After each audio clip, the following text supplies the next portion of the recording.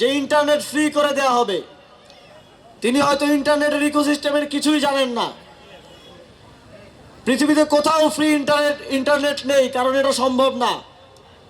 আমরা বলছি যে ইন্টারনেটের দাম এতটাই কমিয়ে আনবো যেন বাংলাদেশের প্রত্যেকটি নাগরিক ইন্টারনেট ব্যবহারের সুযোগ পায়। আমরা এমন কোনো প্রতিশ্রুতি দিতে চাই না যেটা প্রতিশ্রুতি হিসেবেই থেকে যাবে, বাস্তবায়নে আর দেখা যাবে না। আমরা দেখেছি তারা 2001 সালেও প্রতিশ্রুতি দিয়েছিল। এই যে গতকালকে শুনলাম তারা ঋণ মওকুফ করার কথা বলছে কৃষকদের। 2001 সালে তারা বলেছিল যে কৃষকদের ঋণ মওকুফ করা হবে। 25 বছর হয়ে গেছে, ঋণ আর মওকুফ হয় নাই। এই গতকাল পরশু যে বলেছেন ঋণ মওকুফ করবেন, সেটা কি 2040 সালে নাকি 2050 সালে কি হবে সেটাও বলে যান।